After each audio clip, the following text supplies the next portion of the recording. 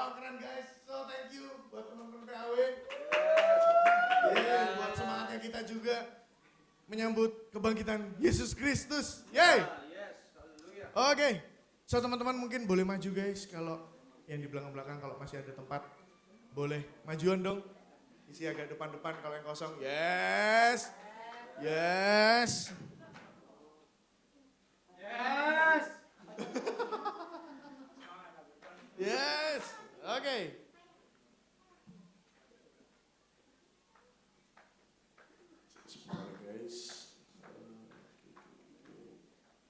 Oke.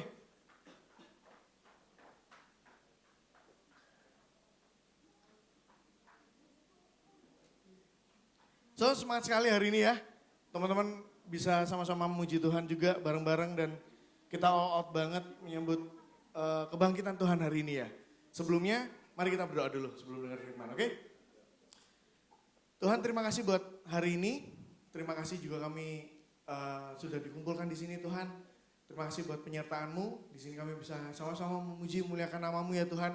Dan sebentar kami akan mendengarkan firman-Mu. Tuhan mohon urapi hamba-Mu Tuhan. Biarlah hikmat-Mu saja, biarlah hati-Mu saja Tuhan yang memimpin. Dan biarlah isi hati-Mu saja yang tersampaikan ya Tuhan. Nyatakanlah diri-Mu pada setiap kami. Dan buat kami makin kagum akan pribadi-Mu ya Tuhan. Terima kasih Tuhan. Kami siap menerima firman-Mu. Dalam nama Tuhan Yesus kami sudah berdoa dan ucap syukur. Haleluya. Amin. Oke, so hari ini ayat hari ini diambil dari Yohanes 20 ayat 24 sampai 29. Boleh kita sama baca-baca bareng ya? Sama-sama baca bareng. Oke. Udah dapat semuanya? Oh ini udah ada. Oke. Karena hanya 5 ayat, jadi kita baca bareng-bareng aja ya. Oke? 3, 2, 1. Tetapi Thomas, seorang dari 12 murid itu yang disebut Didimus, tidak ada bersama-sama mereka ketika Yesus datang ke situ. Maka kata murid-murid yang lain itu kepadanya, kami telah melihat Tuhan. Tetapi Thomas berkata kepada mereka, sebelum aku melihat bekas paku pada tangannya, dan sebelum aku mencucukkan jariku ke dalam bekas paku itu, dan mencucukkan tanganku ke dalam lambungnya, sekali-kali aku tidak akan percaya. 8 hari kemudian, 8 hari kemudian murid-murid Yesus berada kembali dalam rumah itu dan Thomas bersama-sama dengan mereka.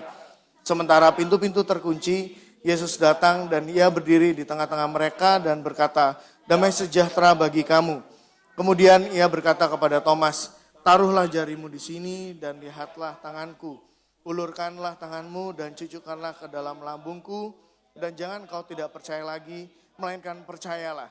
Thomas menjawab dia, ya Tuhanku dan Allahku.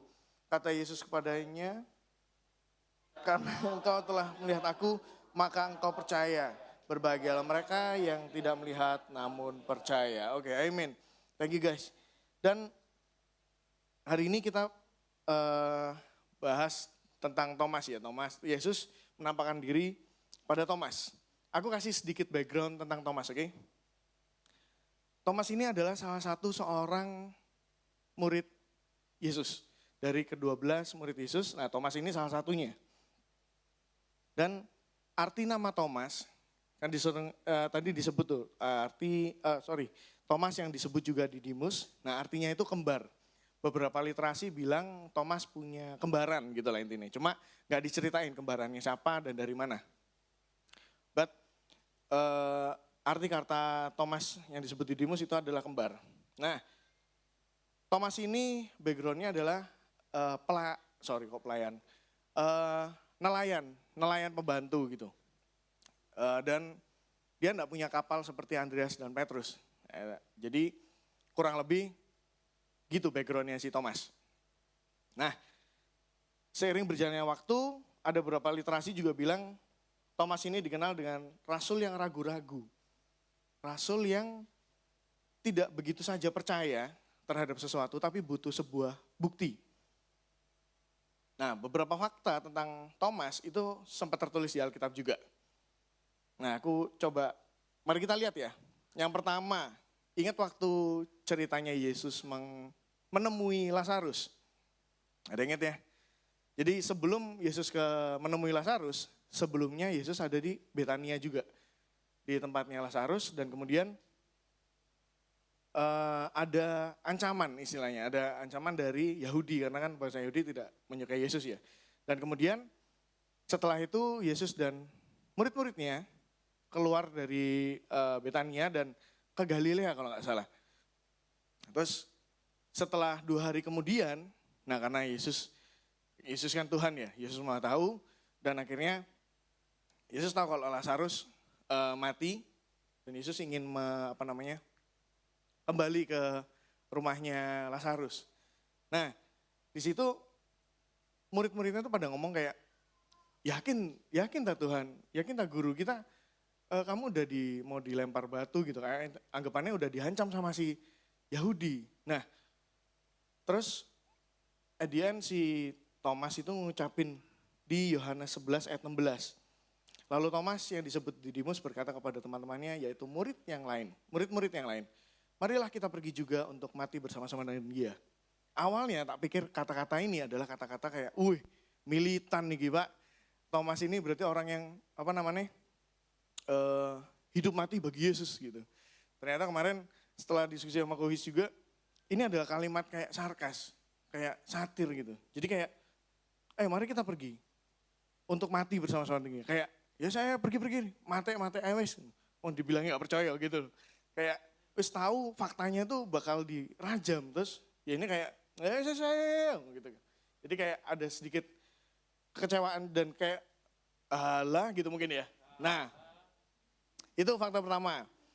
Terus ada beberapa lagi, dan waktu Yesus juga bahas tentang rumah Bapa di Yohanes 14, itu juga ada kebingungan di diri Thomas. Dan yang hari ini kita bahas, yang barusan saja kita baca tadi, ini di mana kondisi Thomas tidak percaya akan berita kebangkitan yang Thomas terima. Kita tahu tadi sama-sama baca, Thomas tuh butuh bukti.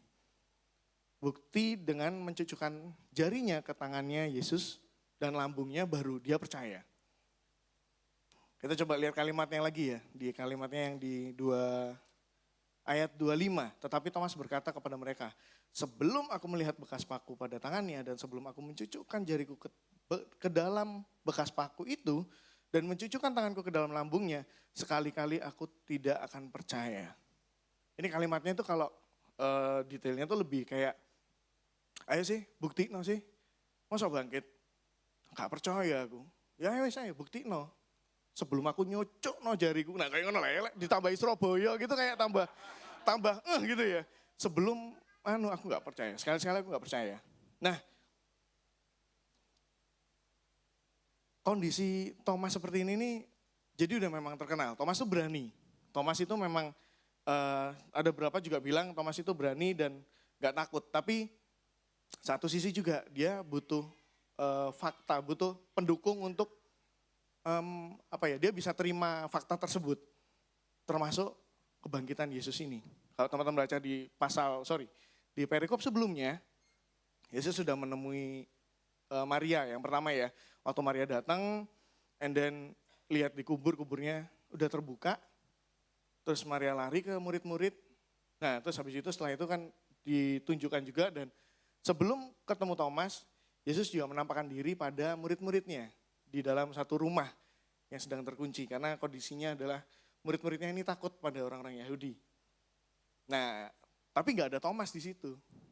Nah, waktu Thomas datang dibilang, Mas, entah Mas atau Tom ya, nanti Thomas, kemarin Yesus datang, kemarin Yesus menunjukkan diri, menampakkan diri, ya itu. Terus akhirnya ya, karena dia butuh bukti kayak, masa sih, gak percaya aku butuh bukti. Sebelum tanganku tak masukin ke lubang yang ada di tangan dan di lambung.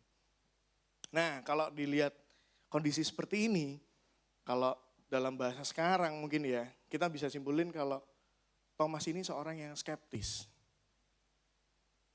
Skeptis itu kayak gimana sih? Skeptis itu orang yang sifatnya meragukan sesuatu gitu. Dia punya sifat yang meragukan sesuatu, tidak mau menerima dengan mudah, tidak mau menerima sesuatu itu dengan mudah apa adanya gitu. Selalu meragukan sesuatu jika belum ada bukti yang benar-benar jelas. Nah, Padahal kalau dilihat ya, Thomas ini kan salah satu murid Yesus, ya toh? Dia udah lama bersama-sama dengan Yesus. Dia udah lama dengar tentang berita Injil, dia udah dengar berita tentang kematian dan kebangkitan Yesus. Tapi sampai kejadian yang tadi barusan kita baca pun, Thomas masih belum bisa tahu, malah jadi takut gitu kan. Dan keadaan ini berubah saat tadi kita baca Yesus datang menampakkan diri kepada Thomas. Menampakkan diri pada murid-muridnya yang pertama kan, terus akhirnya endingnya Yesus menemui diri langsung ke Thomas. Nah, guys, nyadar nggak? Kita itu ya, sadar nggak sadar, seberapa sering kita seperti Thomas. Maksudnya kayak gini, seberapa sering kita meragukan kedaulatan Tuhan.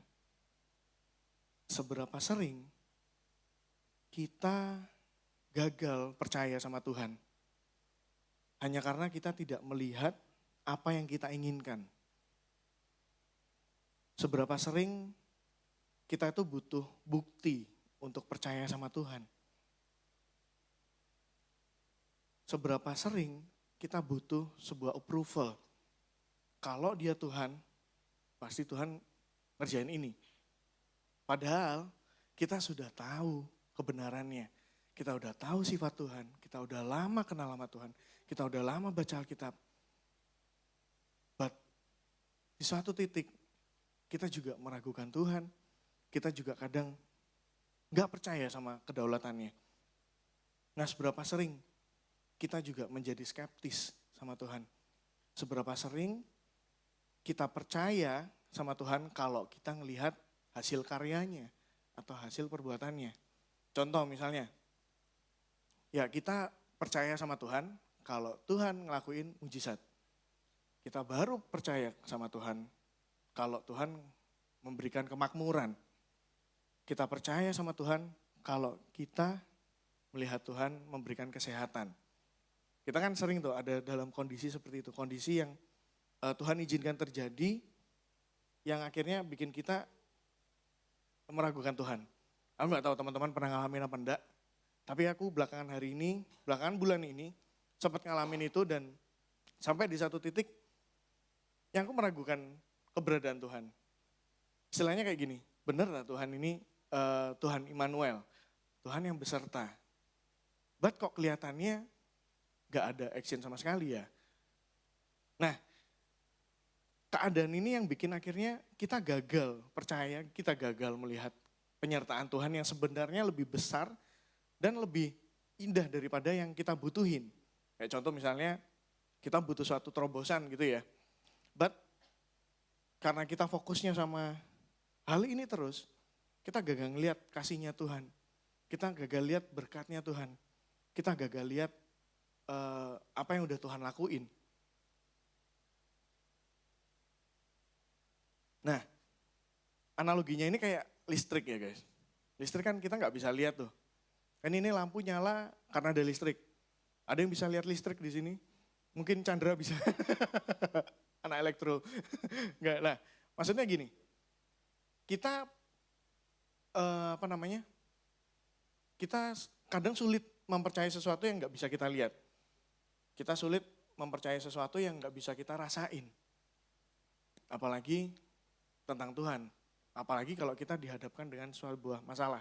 Jadi kondisinya waktu itu, kalau kita coba bayangin ya, kondisi waktu itu murid-muridnya kan sedang hilang harapan istilahnya, karena Yesus mati disalib. Dan kemudian mereka takut, karena nggak ada pegangan lagi. Dan mereka fokusnya sama itu. Mereka akhirnya lupa apa yang udah Tuhan sampein. Termasuk Thomas pun juga lupa. Apakah hanya Thomas yang lupa? Enggak, semua murid-muridnya takut.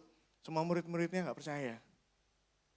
But sampai akhirnya Tuhan datang dan menyatakan diri itu.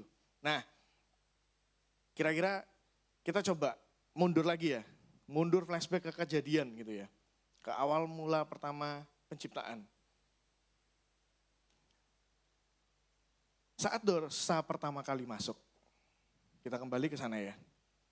saat perbandingan antara waktu dosa masuk dan sebelum dosa masuk ke dalam diri manusia. Nah sebelum manusia jatuh dalam dosa, mereka nggak punya pertanyaan deh. Kemarin sempat tak renungin juga tentang ini dan sepertinya kayaknya Adam pun juga, aku nggak pernah nemuin Adam kayak nyari, mana ya sing sama-sama aku ya? Kayak kok nggak pernah ya? Maksudnya dia juga puas dengan keadaannya waktu itu. Yang berinisiasi untuk memberikan penolong Tuhan bahkan. Dan ini kayak sebuah kondisi yang harusnya diterima oleh manusia ya. Kalau misalnya itu sebelum dosa masuk ya.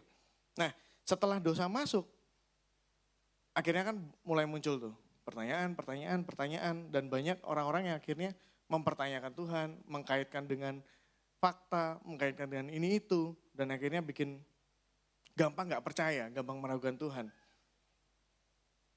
Akhirnya punya segudang pertanyaan dan berakibat kita menciptakan Tuhan, kita menganggap Tuhan berdasarkan cara pandang kita sendiri.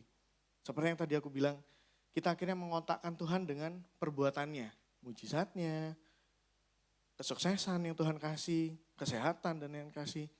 Kita butuh kondimen lagi untuk menambahkan, oh ya Tuhan bakal jadi Tuhan kalau bla bla bla bla.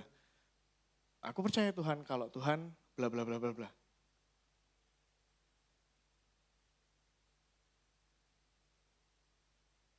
Dan ini bikin kita jadi sulit untuk percaya Tuhan. Mungkin ada teman-teman yang pernah ngalamin di sini, kayak akhirnya sempat meragukan Tuhan, dan mungkin sempat gak percaya Tuhan, dan akhirnya lebih, wis aku tak jalan dengan jalanku sendiri, aku tak jalan dengan caraku sendiri. Dan hari ini, aku cuma mau ngajuin satu pertanyaan buat teman-teman juga, buat kita semua, dan jadiin bahan perenungan kita. Dan coba teman-teman, kita sama-sama merenung, kita sama-sama juga flashback lagi. Kira-kira siapa sih Tuhan bagi kita? Siapa Kristus bagi kita? Apakah iman kita dipengaruhi oleh hasil karya Tuhan? Apakah sampai hari ini iman kita dipengaruhi oleh mujizatnya dan lain sebagainya? Nah pertanyaan selanjutnya kan, bila Tuhan tidak melakukan apa yang kita inginkan, bila Tuhan tidak memberikan apa yang kita inginkan, apakah Dia tetap Tuhan? Mari kita sama-sama coba renungkan. Siapa Tuhan bagi kita? Seperti kondisi yang pertama ini, Thomas akhirnya tidak bisa melihat Tuhan, melihat Yesus sebagai Tuhan yang sudah disampaikan itu. Dia tidak percaya. Kita lanjut ke ayat selanjutnya ya. Di ayat 26 sampai 28. Sini menarik.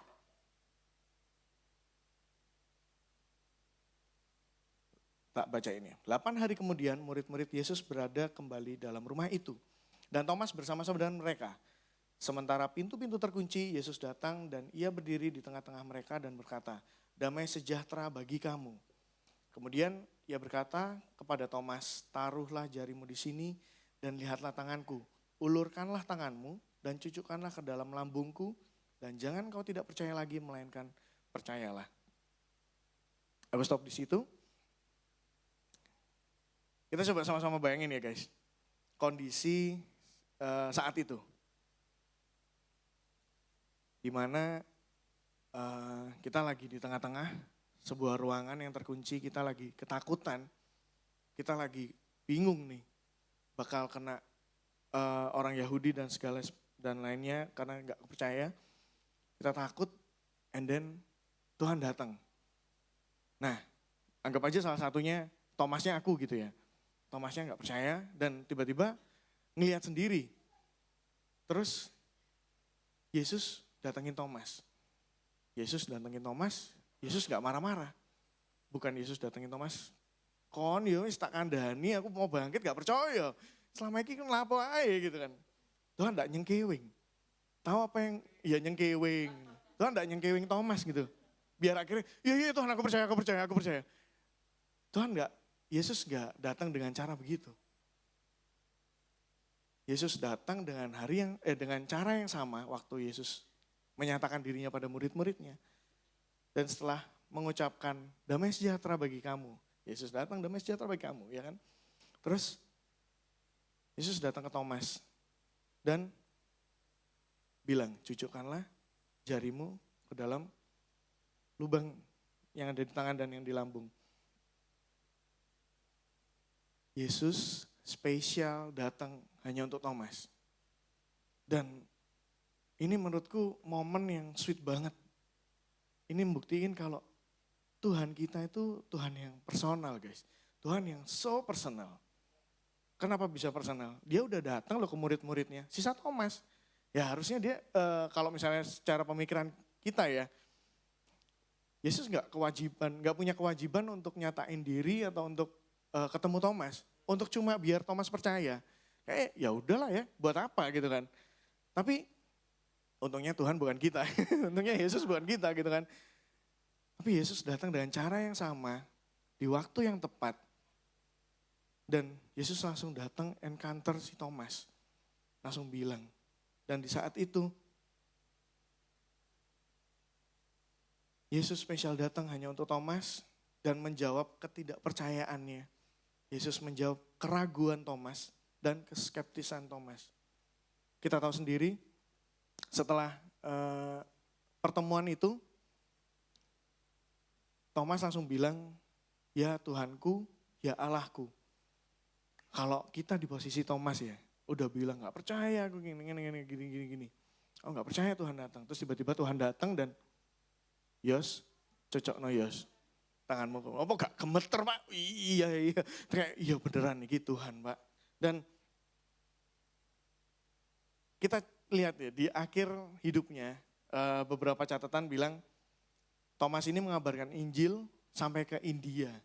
Dan dia akhirnya mati martir di sana. Di India. Nah kehadiran Tuhan, kita bisa lihat ya gimana kehadiran Tuhan itu merubah hidup Thomas. Dari orang yang ragu-ragu, perlu bukti, perlu approval gitu kan. Tapi waktu Tuhan datang, itu malah jadi rasul yang berani memberitakan Injil hingga keluar daerahnya sendiri bahkan. Sampai ke India. Nah kembali ke pertanyaan yang tadi. Ke perenungan yang kita tadi sama-sama renungkan. Pertanyaan perenungan kita. Siapa Tuhan bagi kita? Siapa Kristus bagi kita? Apakah iman kita masih dipengaruhi oleh hasil karya Tuhan?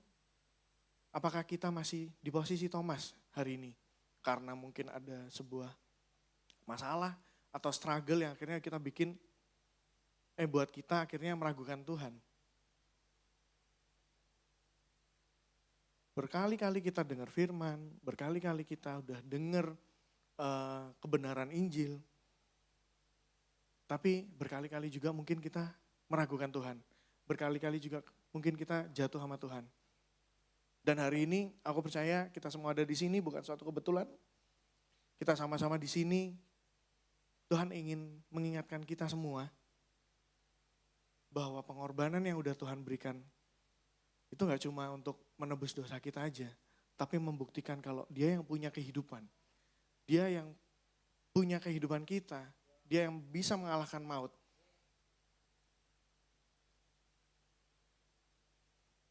Dan di ayat terakhir, Yohanes 20 ayat 29. Kata Yesus kepadanya, karena engkau telah melihat aku, maka engkau percaya. Berbahagialah mereka yang tidak melihat namun percaya. Setelah ditelaah ternyata ayat ini punya dua subjek ya. Jadi ada Yesus mengatakan ini ada dua subjek yang ingin dituju. Yang pertama jelas untuk Thomas. Karena sebelumnya kan setelah Yesus bertemu dan akhirnya Yesus menyuruh Thomas untuk mencucukkannya dan akhirnya dia percaya, ya Tuhanku, ya Allahku. Terus Yesus menjawab, karena engkau telah melihat aku maka engkau percaya. Nah, di kalimat kedua ada berbahagialah mereka yang tidak melihat namun percaya. Nah, kira-kira teman-teman di sini bisa nebak nggak? Kira-kira mereka ini siapa ya? Ada yang bisa nebak nggak? Kira-kira mereka ini siapa yang di sini? Tuh, Chandra. Iya, walau kau yang jawab udah benar pasti. Iya, mereka di sini adalah kita. Apakah kita pernah melihat Yesus? Apakah ada yang pernah melihat Yesus? Apa ada yang pernah tinggal di zaman Yesus sampai hari ini? Gak ada kan ya?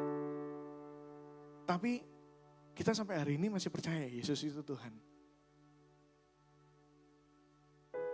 Dan Yesus bilang berbahagialah mereka yang tidak melihat namun percaya.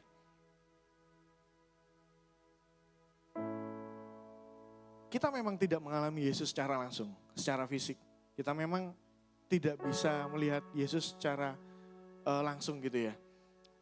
Atau mungkin ada teman-teman yang pernah melihat Yesus datang sendiri dengan penglihatan dan lain sebagainya. Ya bersyukur untuk itu. Tapi mungkin ada juga yang gak pernah datengin gitu kan ya. But di sini Tuhan bilang berbahagialah mereka yang tidak melihat namun percaya. Kita tidak pernah mengalami Yesus. Kita tidak melihat, but hingga hari ini kita percaya. Bahkan kita bisa merasakan, bahkan kita bisa mengalami Yesus secara pribadi lewat Roh Kudus yang Tuhan curahkan untuk kita. Di 1 Petrus 1 ayat 8 sampai 12.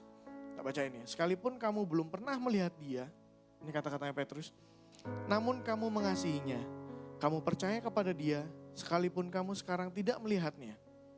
Kamu bergembira karena sukacita yang mulia dan yang tidak terkatakan. Kita pernah mengalami sukacita yang kita nggak tahu out of nowhere. Kita bisa sukacita di dalam keadaan yang gak ideal. Itu bukan karena kekuatan kita. Itu semua karena anugerah Tuhan. Aku percaya itu karena anugerah Tuhan. Karena kamu telah mencapai tujuan imanmu, yaitu keselamatan jiwamu. Keselamatan itulah yang diselidiki dan diteliti oleh nabi-nabi yang telah bernubuat tentang kasih karunia yang diuntukkan bagimu. Nabi-nabi di sini di Perjanjian Lama, mereka gak pernah mengalami penebusan secara langsung. Tapi mereka menyatakan tentang nubuatan-nubuatan tentang tentang karya keselamatan Yesus. Setelah dicoba renungin lagi, iya bener ya, menarik loh. Nabi-nabi gak pernah, dan Yesus pun juga menggunakan nubuatan-nubuatan karena menggenapi semua itu. Dan mereka juga menyelidiki dan meneliti oleh nabi-nabi ini. Dan di ayat 11, dan mereka meneliti saat yang mana dan yang bagaimana yang dimaksudkan oleh Roh Kristus. Karena mereka gak alami, mereka gak paham. Yang ada di dalam mereka yaitu roh yang sebelumnya memberi kesaksian tentang segala penderitaan yang akan menimpa Kristus dan tentang segala kemuliaan yang menyusul sesudah itu. Kepada mereka, nabi-nabi telah dinyatakan bahwa mereka bukan melayani diri mereka sendiri, tetapi melayani kamu dengan segala sesuatu yang telah diberitakan sekarang kepada kamu dengan perantaraan mereka, yang oleh Roh Kudus yang diutus dari surga, menyampaikan berita Injil kepada kamu, yaitu hal-hal yang ingin diketahui oleh malaikat-malaikat. Bahkan malaikat-malaikat pun gak tahu. Maksudnya masih pengen tahu, ini berita Injil apa ya? Masih menyelidiki. Dan yang tak maksud sekarang di sini adalah kayak gini. Kita harusnya bersyukur guys. Kalau boleh berimajinasi ya. Kemarin waktu pemberitaan pun Koi sempat ngajak imajinasi. Kalau misalnya kita nanti udah dipanggil Tuhan, kita kembali ke surga. Kita ketemu sama Daud, Musa gitu mungkin ya. Bukan Pak Musa, tapi Musa yang dulu. Nah, terus sama gitu Daud bakal ngomong, mungkin Yusuf bakal ngomong, atau Musa bakal ngomong. Itu dikata ya. Nah, mungkin bisa ngomong. Mungkin mereka bakal nanya, bro, Ya apa rasanya ditebus?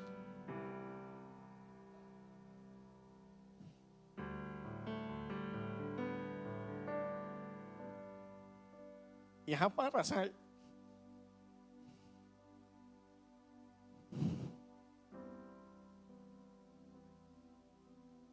Gimana rasanya Roh Kudus? Gak cuma hinggap, tapi tinggal dalam diri kita.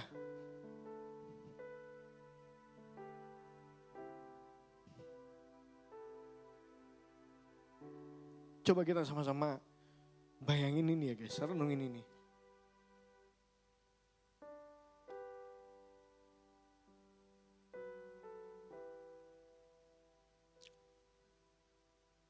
Kita coba sama-sama bayangin mereka tanya itu. Dan ya kita tahu semua di zaman dulu, di perjanjian lama, Roh Tuhan tuh hinggap. Thank you Ren, gak apa-apa taruh situ aja. Roh Tuhan tuh hinggap dan gak tinggal. Buat kita yang harusnya terima maut, yang harusnya kita dihukum, tapi Tuhan gantikan dan Tuhan berikan rohnya pada setiap kita.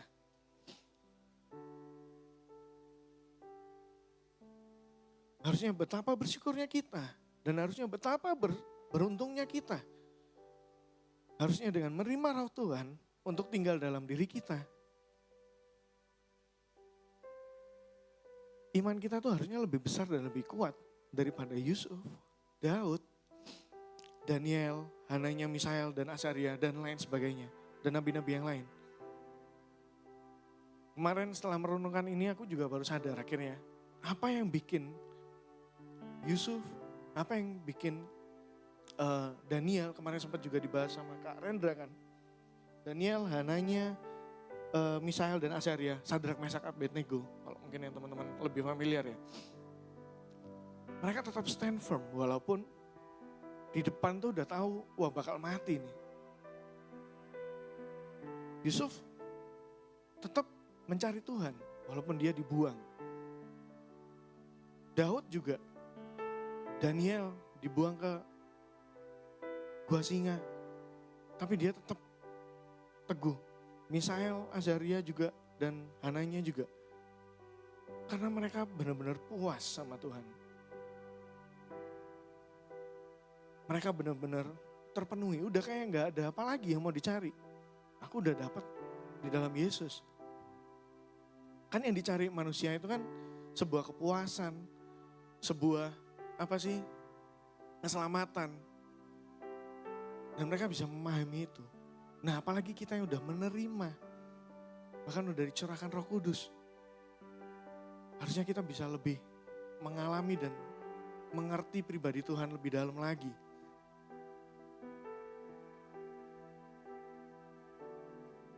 Dan mungkin ya beberapa dari kita juga pernah merasakan kehadiran Tuhan dalam hidup kita. Kita bisa merasakan Tuhan secara pribadi. Tetapi seringkali juga karena satu dan lain hal, akhirnya membuat kita kembali menjadi skeptis akan Tuhan.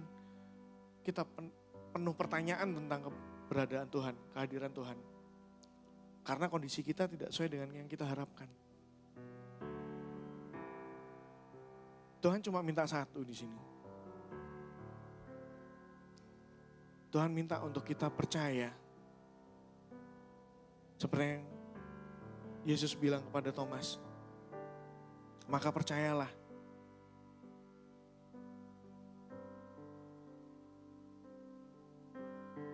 Dan percayalah, jangan engkau tidak percaya lagi, melainkan percayalah. Cuma satu yang Tuhan inginkan, percayalah. Dan what's next? Gimana caranya? Caranya gampang guys. Caranya simpel banget sebenarnya. Kita gak perlu cari Tuhan sampai kemana-mana. Kita gak perlu ke Yerusalem. Kita gak perlu semedi.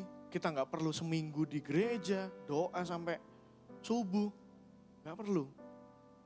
Sama seperti Thomas, yang dialami Thomas. Yesus juga datang ke dalam kita. Yesus sendiri yang datang Yesus sendiri yang nyamperi. Yesus sendiri yang encounter setiap kita. Dan bukti dari karya keselamatannya adalah kita bisa lihat maut pun tidak berkuasa atas Yesus. Ya karena dia benar-benar Tuhan. Bukan hanya seorang manusia saja. Tapi dia benar-benar Tuhan yang datang untuk cari setiap kita. Dia gak hanya menebus, tapi dia ingin kita kembali. Ingin kita percaya kepadanya. Karena apa sih? Karena hanya di dalam dia kita bisa benar-benar dipuaskan. Karena hanya di dalam dia kita menemukan harapan. Karena di dalam dia terletak kekuatan kita juga. Semuanya bukan tentang kita ya. Tapi Tuhan tahu kondisi kita ini tidak ideal. Dosa ini bikin kamu makin jatuh. Dan di sini kita sama-sama udah tahu kebenarannya. Tuhan ingin kita percaya. Tuhan ingin kita kembali kepadanya. Tuhan ingin kita sama-sama lihat keindahan karya keselamatan Tuhan yang sudah Tuhan berikan. Jangan lagi kita kepatok sama kejadian-kejadian yang buruk. Ya mungkin hal-hal buruk boleh terjadi. Tuhan izinkan terjadi. Tapi satu hal, kejadian buruk pun tidak merubah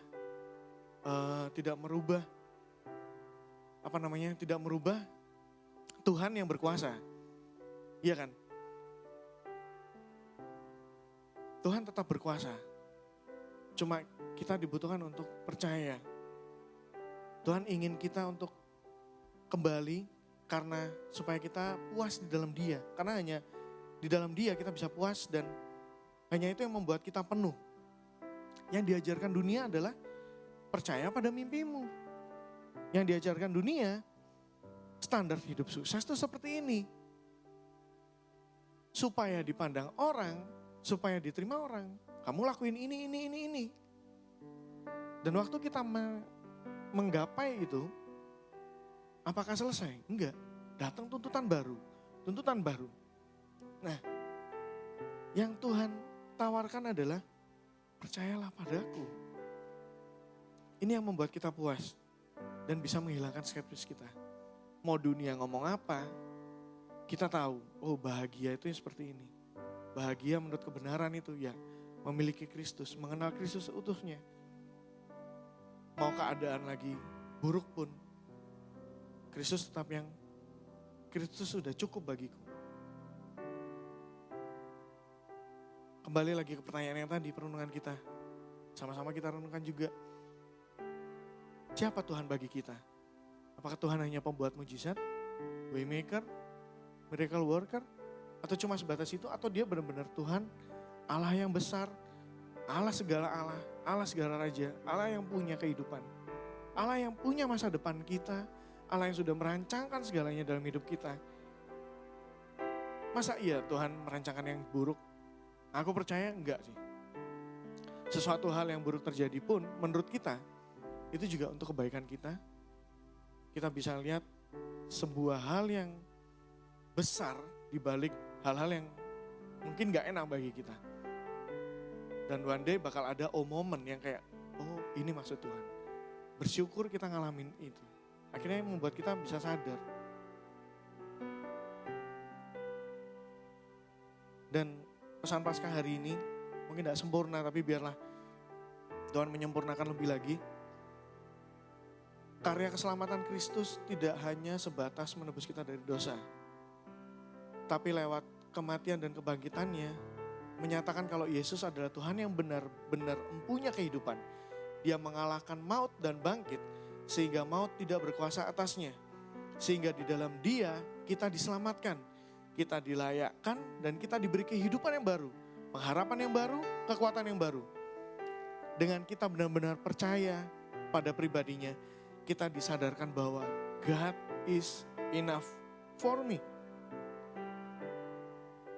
Gak ada masalah yang terlalu besar sehingga membuat kita meragukan Tuhan. Gak ada perkara yang lebih sulit sehingga membuat kita kecewa dengan Tuhan. Bersama Tuhan, masa depan kita aman. Bersama Tuhan tidak ada yang mustahil. Dan bersama Tuhan kita bisa berkata, God is enough for me. Kalau dilihat secara manusia, apakah sulit? Sulit. Tapi bukan berarti tidak mungkin. Kita bakal ngerasa itu sulit kalau kita berusaha dengan kekuatan kita sendiri. Tuhan sudah tawarkan, percayalah padaku. Namanya percaya itu kayak, ya udah, percaya berarti kan kita benar-benar menaruh segala kehidupan kita, menaruh segala yang kita pikirkan kepada orang yang kita percaya. Waktu kita naik pesawat pun kita percaya kan sama pilotnya. Kita nggak mungkin kan interview kayak pilotnya siapa sih, track recordnya kayak gimana, terus pernah jatuh apa enggak, pernah kepleset apa enggak, kan nggak mungkin. Ya kita percaya. Itu sama kayak Tuhan. Ini makan kita kenal sama Tuhan. Ini bahkan kita benar-benar kenal pribadinya. Harusnya itu lebih gampang untuk kita bisa percaya. Waktu ada badai pun kita tetap percaya ada Tuhan. Tuhan tetap beserta. Waktu ada hal gak enak pun kita percaya Tuhan tetap beserta. Dan satu hal yang aku mau saksikan juga, yang tadi aku bilang Tuhan izinin sebuah hal terjadi.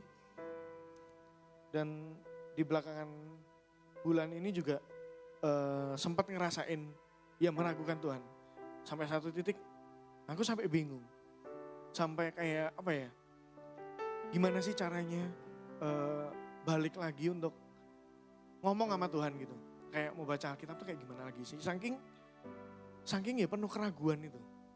Sempat ada keraguan dan ngerasa kayak Tuhan kelamaan. Kayak Tuhan nggak kasih jawaban.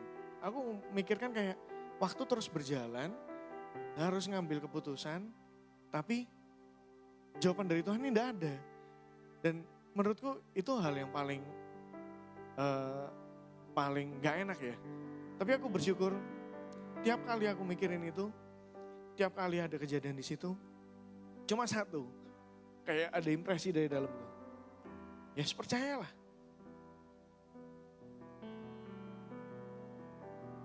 Percayalah di sini kayak ya ya hanya Tuhan yang bisa diandalkan. Sama kayak lagu yang biasa kita bawain, Kau yang kuandalkan. Dalam apapun, dalam kejadian apapun, ya hanya Tuhan yang bisa kita andalin. Ini bukan klise, tapi ini kebenaran guys. Tuhan udah buktiin juga. Dan kita pun semua bisa merasakannya. Nah aku harap hari ini kita sama-sama disadarkan kembali, diingatkan kembali. Mau kita cari apa lagi dalam dunia ini? Kita gak bisa menemukan kepuasan. Kita gak bisa menemukan harapan. Hanya di dalam Tuhan kita bisa menemukan harapan. Dan Tuhan udah datang. Kalau misalnya sampai hari ini pun ya, ada teman-teman yang meragukan kehadiran Tuhan. Meragukan keberadaan Tuhan. It's okay. Tanya aja ke Tuhan.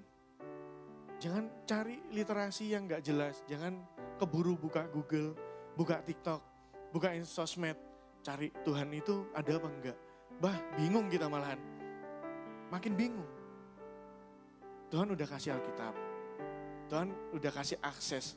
Tuhan udah kasih Roh Kudus pada setiap kita. Untuk kita bisa langsung connect sama Tuhan. Tanya aja. Dan aku dengar beberapa orang-orang juga yang sebelumnya gak percaya Tuhan. Sebelumnya melakukan keberadaan Tuhan. Mungkin sebelumnya gak di kepercayaan lain.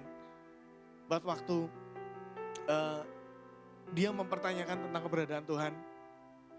Yesus datang. Tuhan datang. Menyatakan dirinya. Dan dia jadi dibuat percaya. Dan hidupnya malah lebih radikal, lebih kuat daripada kita yang udah percaya lama ya. Daripada aku yang udah percaya lama. Itu kayak membuktikan juga Tuhan itu bukan cuma cerita tentang karya keselamatan, penebusan, kebangkitan. Itu bukan cuma kisah dongeng aja. Tapi itu real. Kalau itu cuma dongeng, gak mungkin dong orang yang gak percaya tanya, kalau Tuhan real, kalau Yesus itu benar Tuhan, coba temui aku. Gak mungkin ada cerita tiba-tiba ketemu Yesus. Dan itu gak cuma satu orang, banyak orang yang kayak gitu. Dan akhirnya Tuhan pakai luar biasa. Sama seperti Thomas. Yang awalnya gak percaya, waktu Tuhan datang, dia ngaku dengan tegas, ya Tuhanku, ya Allahku. Hidupnya jadi beda. Bahkan sampai ngabarin Injil ke kemana-mana gitu kan. Nah, satu hal yang mau tak tekenin di sini adalah kalau kita ragu guys, gak apa-apa, kembali pada Tuhan. Tuhan gak bakal marah-marahin kita. Yang aku percaya ya, kasihnya akan membalut kita. Dan kebenarannya akan menegaskan pada kita. Dan membuat kita benar-benar percaya kalau ya, God is real and God is enough for me. Saudara, hari ini aku mau ngajak teman-teman juga untuk membawa sebuah lagu, nyanyikan sebuah lagu. Teman-teman boleh duduk, teman-teman boleh berdiri, terserah. Take your time, kita sama-sama renungin lagi, kita sama-sama ingat lagi kebaikannya. Dan biarlah kasih Tuhan hari ini benar-benar memulihkan kita yang pernah kecewa mungkin sama Tuhan. Kasih Tuhan membungkus kita juga dan memulihkan setiap hati kita. So mari kita sama-sama fokuskan hati, sama-sama kita nyanyikan ini. Christ is enough for me. Christ is enough for me. Everything I